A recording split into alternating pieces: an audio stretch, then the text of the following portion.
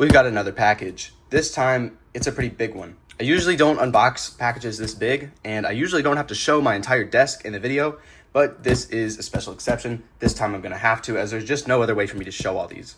Inside of this box, if you read the title of the video correctly, you would know that it contains 6 iPads. I found this lot of iPads on eBay and managed to get it for a price of only $120. With tax and shipping, it cost me $155, but I'm just gonna call it $120. That's what the seller accepted for it. Now, was the $155 actually worth it? Inside of this lot, there should be 1 iPad mini 1st gen, 2 iPad Air 1st gens, 2 iPad 5th gens, and an iPad 6th gen. The iPad 6th gen and one of the iPad 5th gens has a cracked digitizer. The other 4 are not cracked at all. And basically, that was my justification for buying this. Only 2 of them needed to be fixed. The other ones I could just sell off immediately. But without further ado, let's get this box open.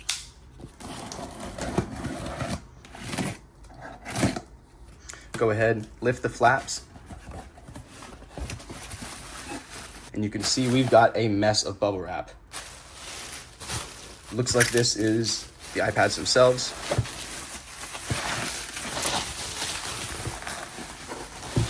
Man, that's actually quite heavy. Is this all of them? Looks like that's it. Yeah, this is a first for me. I've never had this many iPads. Okay, let's go ahead and actually unwrap these. See what comes out first. First off, we have the iPad mini 1st gen. The screen on this looks absolutely pretty much immaculate. It's not perfect, but it's quite close. The back looks pretty good too. It's a 16 gigabyte Wi-Fi model. And by the way, from what I know, every single one of these iPads does work and is Find My iPhone off. And most of them are also on their latest iOS version, but that doesn't really matter to me. This is a pretty good one to pull out first. I like this. Go ahead and keep unwrapping. Next, pull out the first iPad Air 1st gen.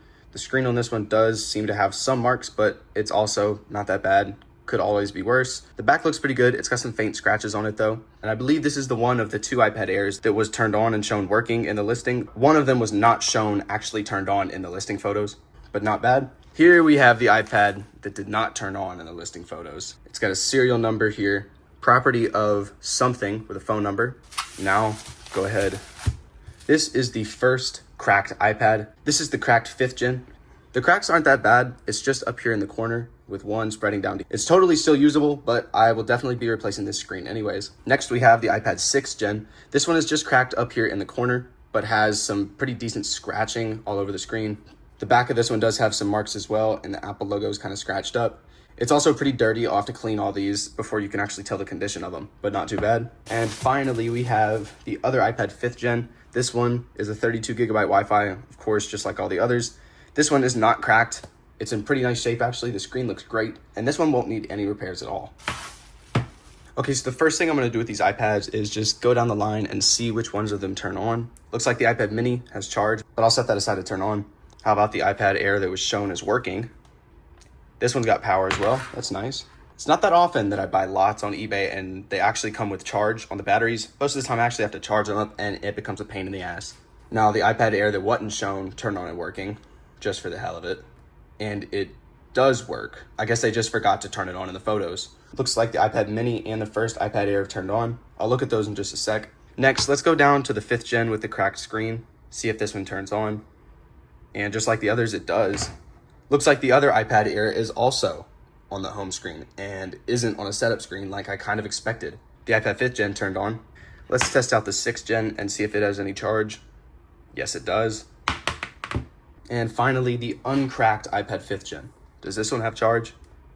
Yes, it does. I got really lucky. I kind of expected to have to charge all these, which would have been a pain, but I haven't had to charge a single one. Now it's time to start actually testing them. Let me go down the line, starting with the iPad mini. This one is already running iOS 9.3.5. Looks like the iPad 5th gen turned on. I'll turn that off. For the iPad mini, everything seems to be running fine. Let's go to settings and just confirm once again. This is on iOS 9.3.5 and is a 16 gigabyte model, and there's no iCloud account signed in.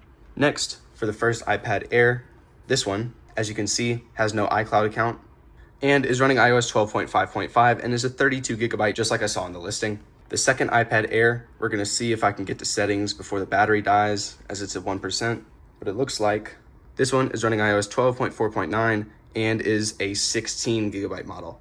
That's okay. I didn't expect this one to even work in the first place, so I'll take it. Next, The cracked screen iPad 5th gen, as you could tell, is running iOS 16 if you're familiar with the wallpapers. This one's on 16.7.11 and is a 32 gigabyte. Now for the 6th gen, has been updated to iOS 17, as I can tell, 17.7.6, and is a 32 gigabyte model as well. And here we have the iPad 5th gen with no cracks on the screen.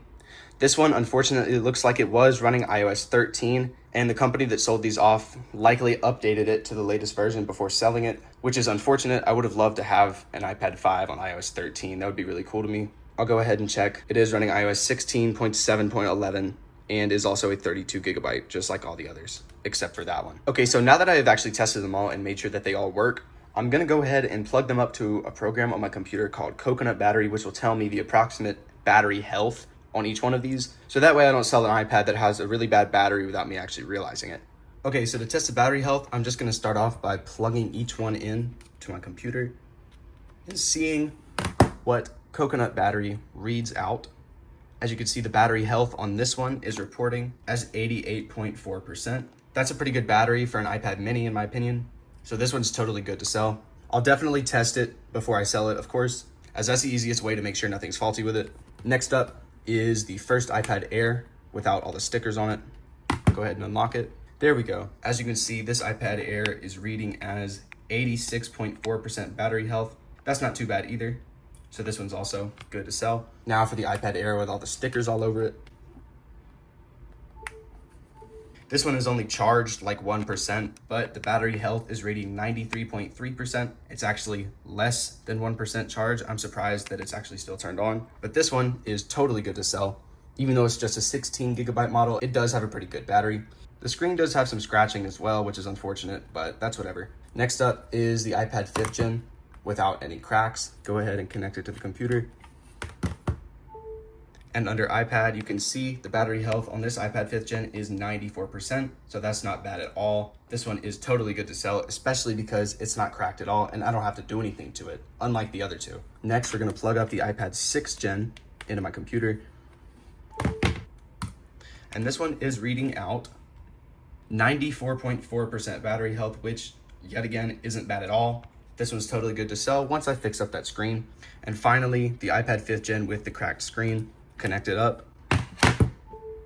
And this one has a battery health of 96.4%, which is actually the highest out of all these iPads that I've unboxed today. I've now gone ahead and actually cleaned them all off on both the back and the front. The one iPad Air with the engravement, you can actually read it now. It says property of TUHSD, but from what I can tell, it doesn't have any sort of MDM lock on the iPad, so it's just the engravement that affects it. It's already not worth that much to begin with, so it really doesn't matter much at all. But now at least all the nasty ones don't have all the nasty gunk all over them, and the ones with stickers don't have any at all, including the stickers on the fronts of the iPads where it had the model written. So now instead of them looking like they came straight out of the job lot, they just look like used iPads. So what's next for these iPads? As obviously I do not need 6 iPads. There's just no way that I can balance out using all these. I personally barely even use the iPad mini that I bought last November anyways. So pretty much all of these iPads are going to be sold on eBay. Pretty soon after I release this video, both of these iPad Airs and this iPad mini will be listed on eBay.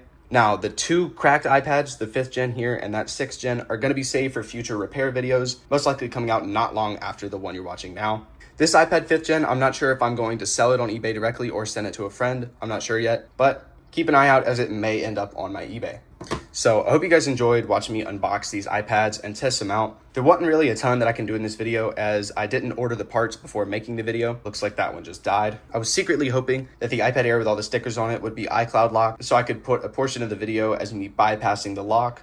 But unfortunately, or I guess you could say fortunately, all of them ended up being unlocked. So enough yapping. Thank you guys so much for watching this video. I hope you enjoyed. And if you're new here, please consider subscribing as of right now, only 6.6% of my viewers are actually subscribed to my channel. So if you're new, please consider hitting that subscribe button as it will really help me in reaching my goal of 12,000 subscribers.